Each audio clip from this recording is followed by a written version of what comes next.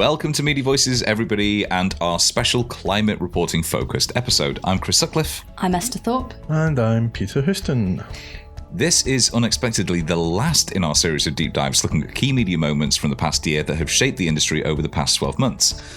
Every single episode we've been joined by a media expert, and this week we're delighted to say that we're joined by Mira Selva, who is the CEO of Internews Europe and co-founder of the Oxford Climate Journalism Network at the Reuters Institute. Mira, thank you so much for coming on and having a chat. I'm very delighted to be here.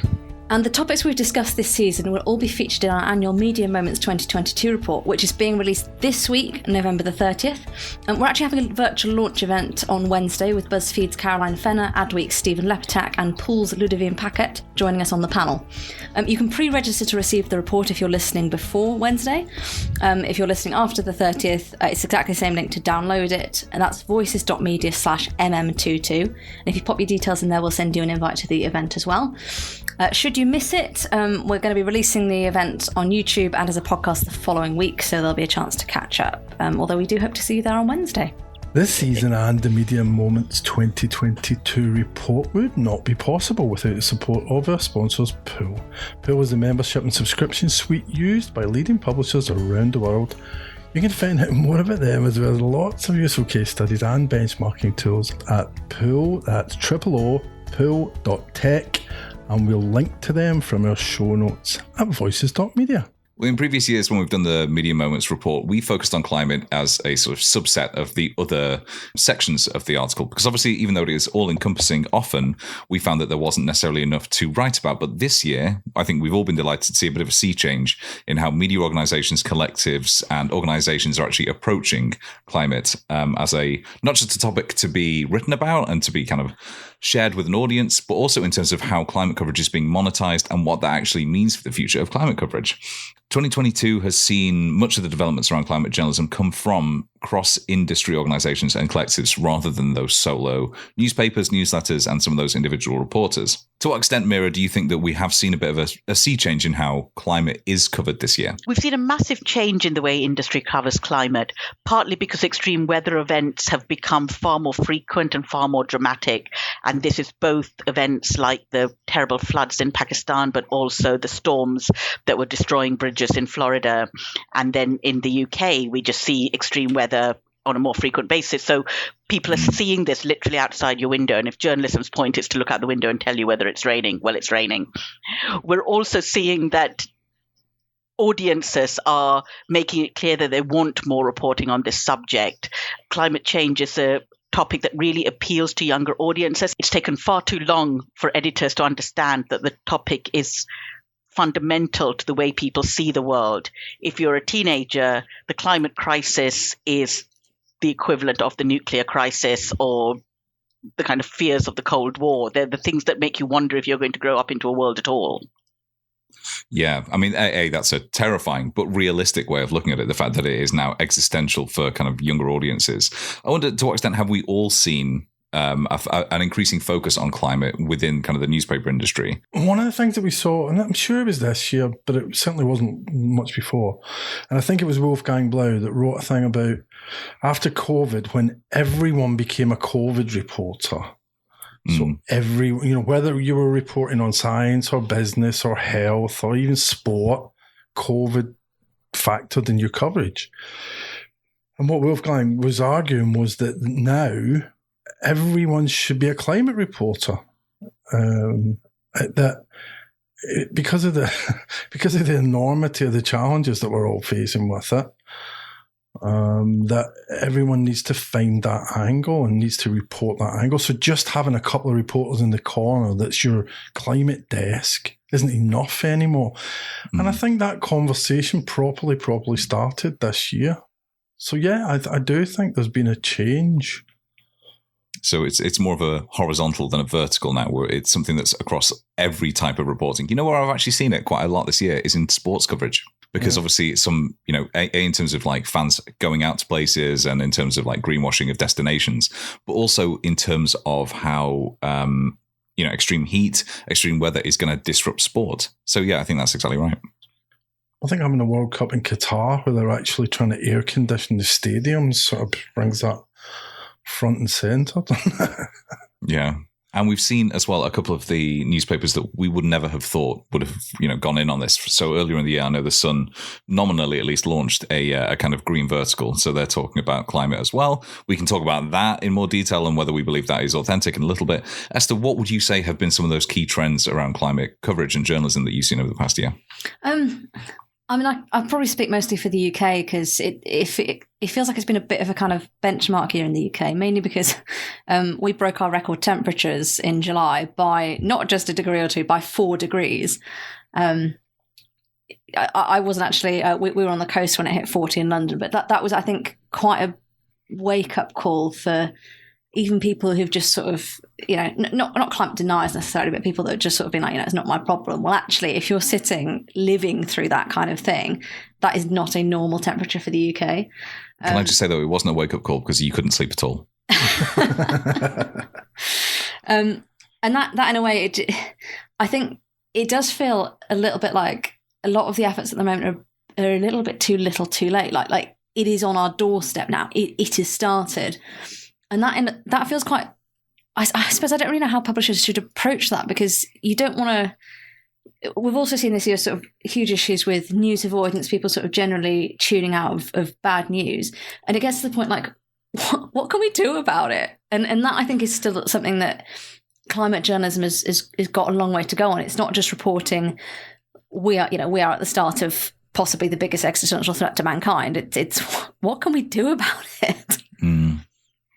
So I know we'll talk about this as well, but I saw in February the Financial Times did a news game, which was designed to get people into, understanding what it is required to get to net zero by 2050 by actually putting people through their paces and making them make decisions around things like carbon offsetting versus, the potential political costs of doing so, which isn't a one-to-one model. Obviously, it can never possibly be, but it was a really fun way of going about it. So, Mira, do you think we've seen experimentation in how newspapers and organizations are actually trying to communicate the climate crisis to people as well as just doing more of it? Yes, absolutely. I think we've seen brilliant, innovative visual journalism to try and illustrate the climate crisis. We've seen phenomenal data journalism. I think it's one area where we've seen incredible changes, and also news games and visualizations.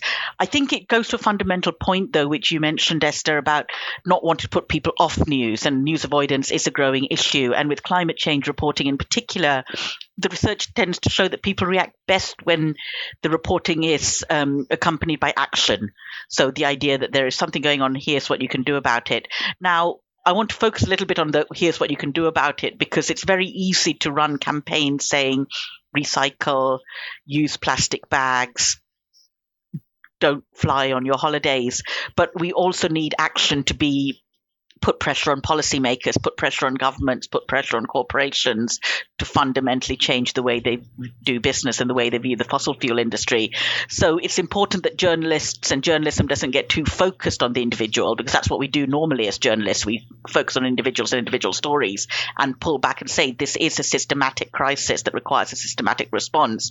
And that means ultimately we need to put pressure on the policymakers and the powerful to change their way of thinking as well. And that is beginning to happen, but it's very easy to just say, yes, but let's focus on the recycling. And politicians do that when they say, what's your green policy? So they'll say, oh, well, I take out the recycling, or my daughters tell me to go jogging instead of taking the car, which is a silly response, really. Yeah, it puts the onus on the public rather than kind of the powerful. It's a little bit shifting the blame. Exactly. I wrote this section of the report, and a lot of what I was writing about was new collectives, new organizations kind of that were connecting journalists globally in order to almost join up the dots around climate coverage. So when we're talking about climate coverage, what I suppose challenges, frustrations are shared across the entire journalism industry and actually reporting on this, whether that be in the UK, whether that be in Africa, Asia, wherever? I co-founded the Oxford Climate Journalism Network with Wolfgang Blau precisely to address these issues and to address the points Peter raised about the fact that climate change reporting is no longer a vertical, it's a horizontal, and it's something that newsrooms need to apply across the board.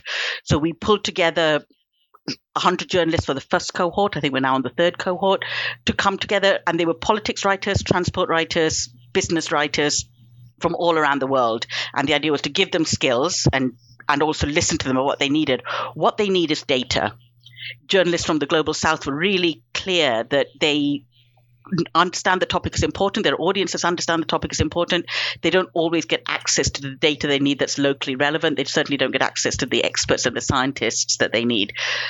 And this is a matter of equity, fairness, but it's also a matter of good journalism. In order to get an accurate picture, we need to make sure that we have the information available from all around the world. So that was one point.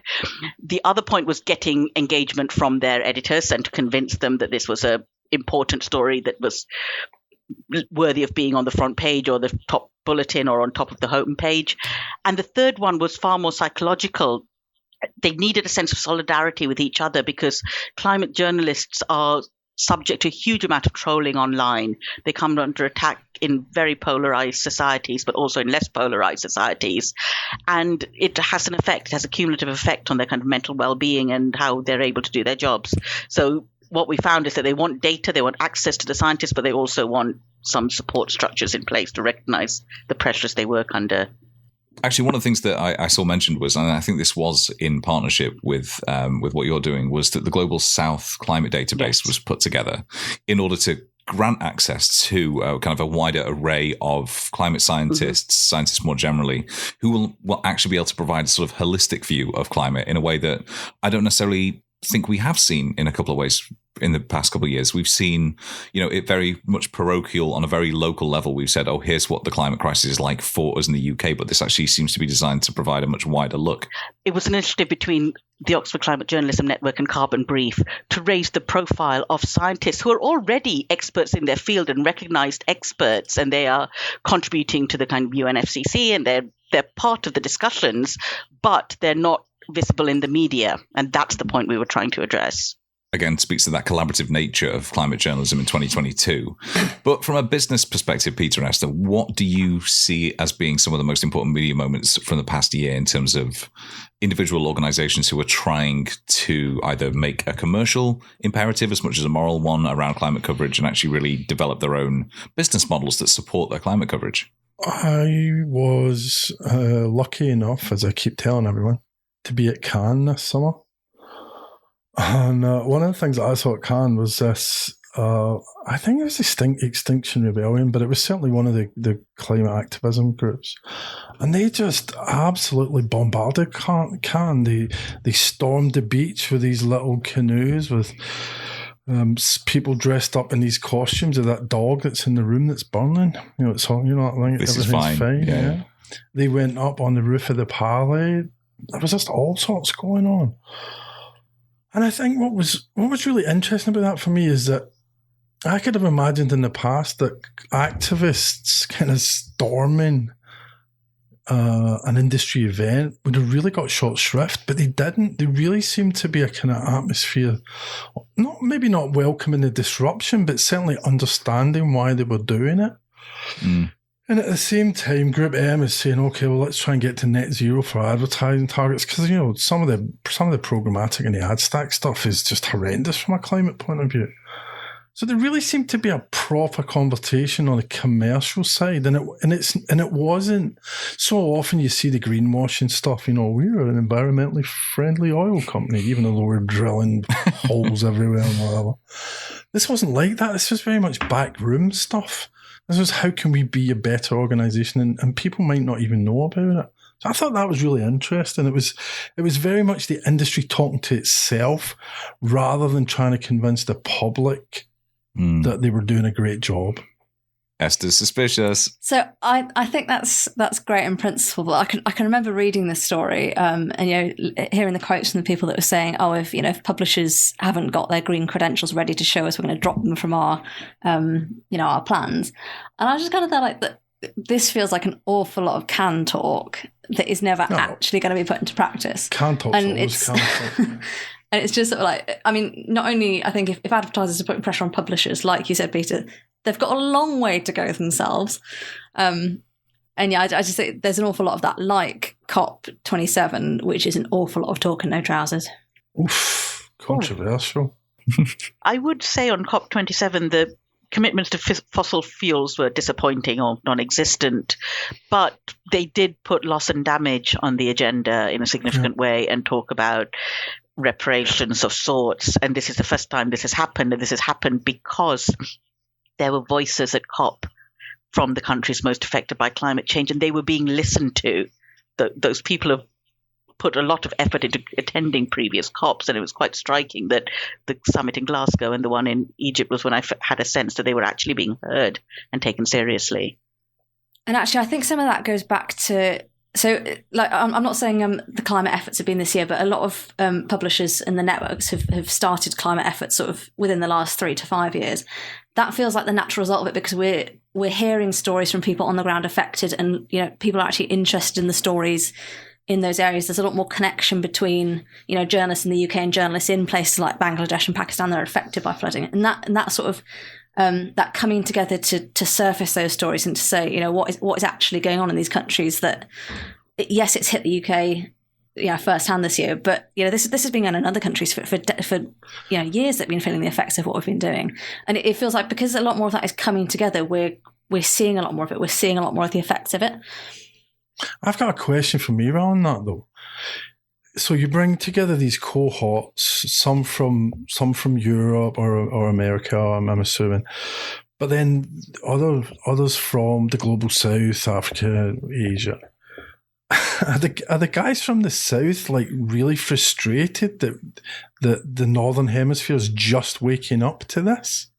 No, not in these cohort. They feel that obviously the situation is asymmetrical, but they don't feel frustrated with the North, I would say, in these cohorts. They feel frustrated with their own situation, so the lack of access to data and resources. And in terms of journalism, they say we are well trained we don't need any more training from media development organizations, thank you. We don't need anything else, but what we do need is financially viable media outlets in which to publish our work. Because what's the point of being a journalist and getting to write all these stories if no one gets to read them? When we're talking about climate, we're talking about it from a slightly wider global lens now. Is something that it has only happened over the past couple of years, as I said before, and particularly this year. It was fascinating putting this section of the report together to hear from so many voices who I otherwise would never have heard from. Because, we have the UK climate correspondents. We've got the MIT, to its credit, has done a lot this year around climate, but it was always the same voices. And now it really feels like we're getting that plurality of voices. We're getting a much wider range of people who are talking about this. So Mira, hearing that, a perspective that I would not have expected is fascinating. Thank you. It is fascinating also that the way stories are being framed now is changing. And again, we had journalists from the Pacific Islands saying, we really want to make sure our reporting doesn't just say we're about to go underwater. This is our home. You can't just keep saying this about us. We exist. So the stories have to be about what the communities are doing themselves, the defenses they're building, the ways they're changing their lifestyles to adapt to the changing landscape. But it has to give people agency. And journalism only really gives people agency when it's done by people who understand those communities and are part of those communities.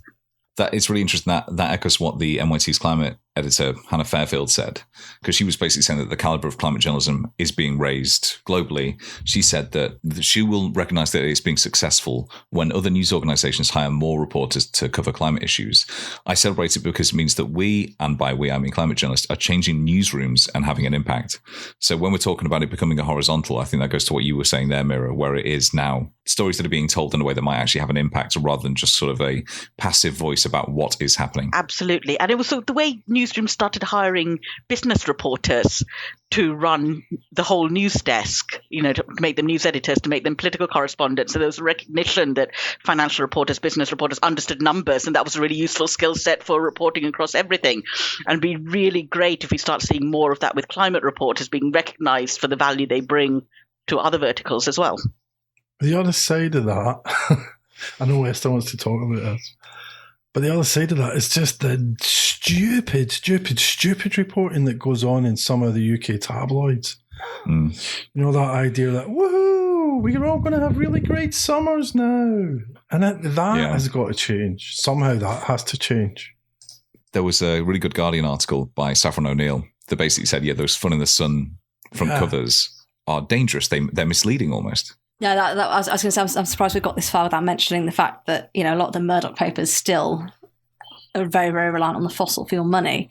And yes, I know you've already mentioned the Sun launched a green vertical, but I mean, they have got years and years and years of minimising what's happening with the climate behind them. And they're sort of, they've gone from, it's a sort of delayist tactic rather than outright denying it, because climate change denial is very much not okay these days.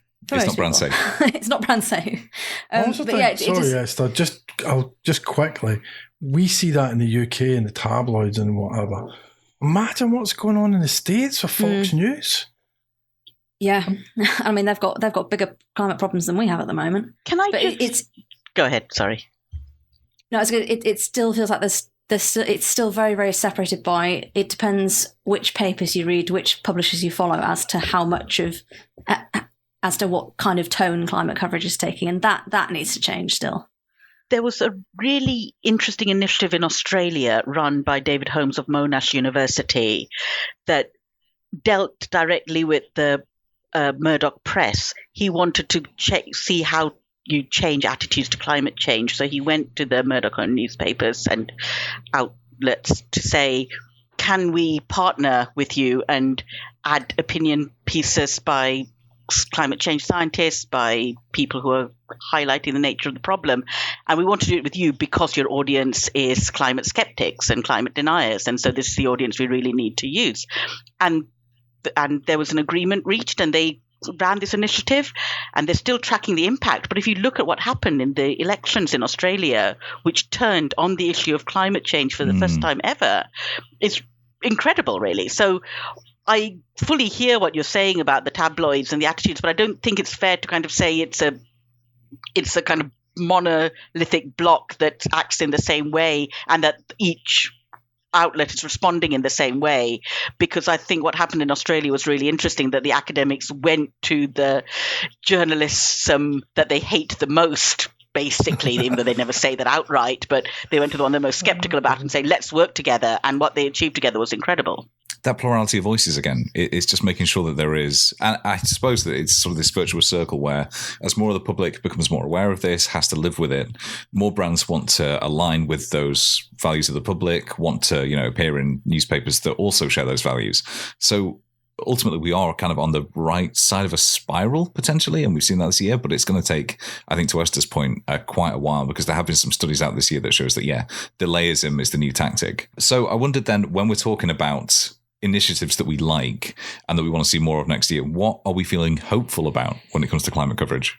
I'm really excited by the climate reporting that we see, designed for mobiles, designed to be shared on social media, designed to be consumed in bite-sized packages, but to make people feel part of a community that is doing something about climate change. And I think it's wonderful when it does tie into social activism and when it ties into a concept of citizenship.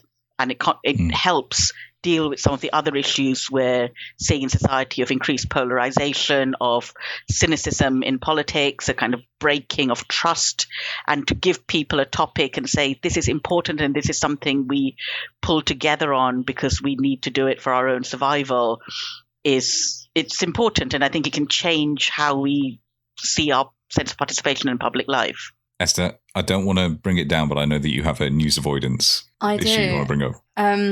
So my media moment is that after extreme heat in July in the UK, weather forecasters faced unprecedented levels of trolling, according to some of the leading industry figures. The BBC said that their team had received hundreds of abusive tweets and emails telling them to get a grip as temperatures in the country hit 40 degrees. And I think this is quite a complex issue because, as we've mentioned earlier in the episode, a lot of publishers are now sort of starting to make that link between heatwave and extreme weather events and climate as this is fact. This is what's going on, not just this could be caused by climate change. Like, this is caused by climate change.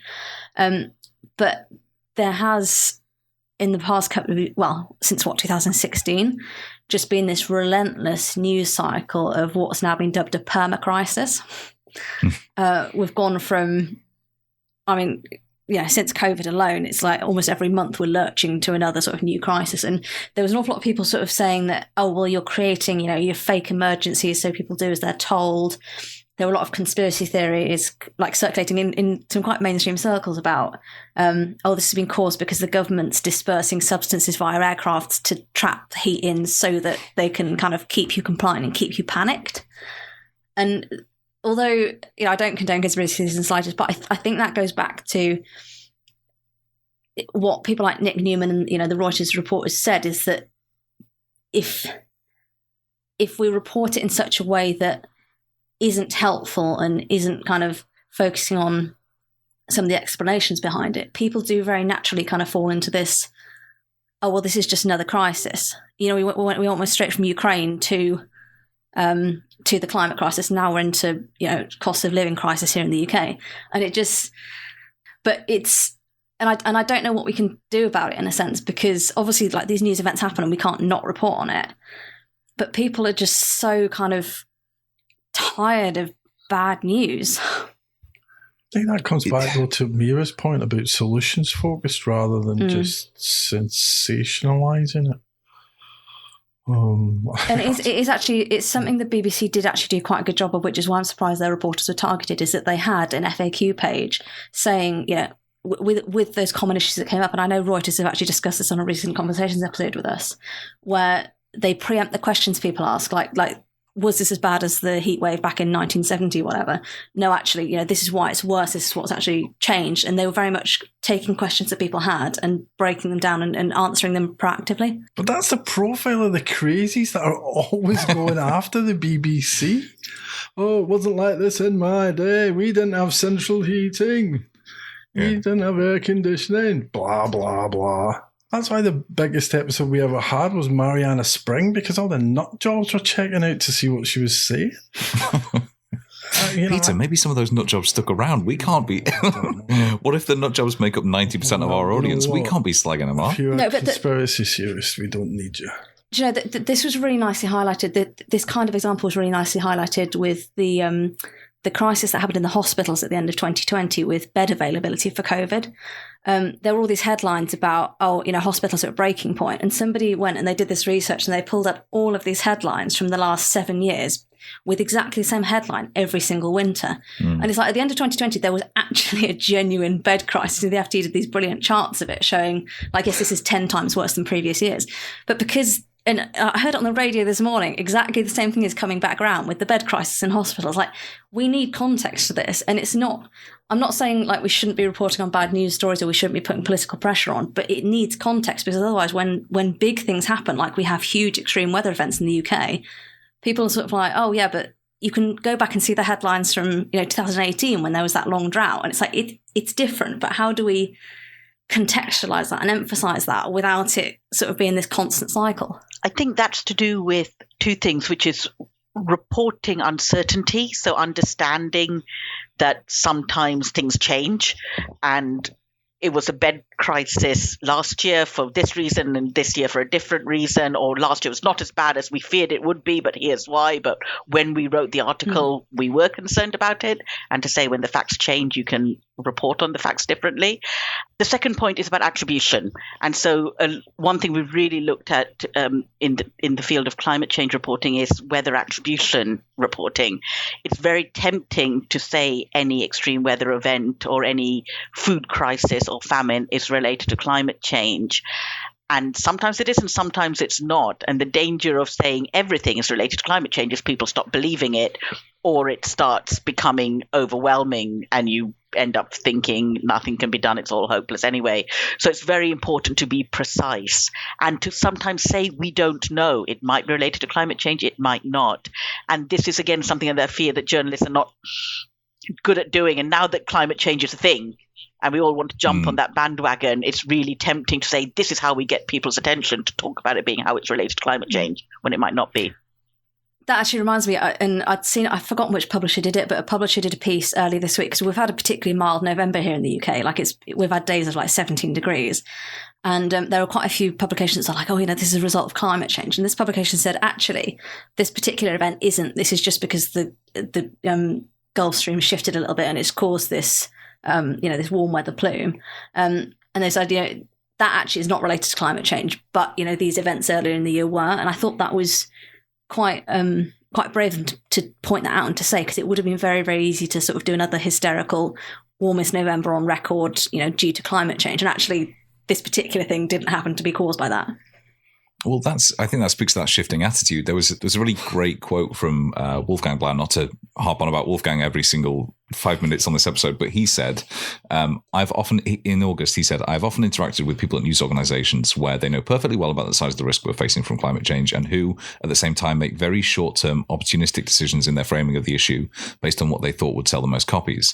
And that obviously goes both ways, because obviously you then have people who are, typically right-leaning who say, no, we're just going to do fun in the sun type headlines. But then you also have people on the left who go, well, actually, we know our audience is invested in that, so let's publish a front page about this. So that accurate reporting, which is all predicated on, Tamira's point, having access to experts, is vital, like you said, Esther, to kind of mitigate that problem of news avoidance and mitigate this hopelessness that we all feel in the face of just constant crises. I would also say the access to experts is not as straightforward as giving every journalist the telephone number of the scientists they need, because scientists themselves complain massively about how they're treated in the media when they do agree to interviews.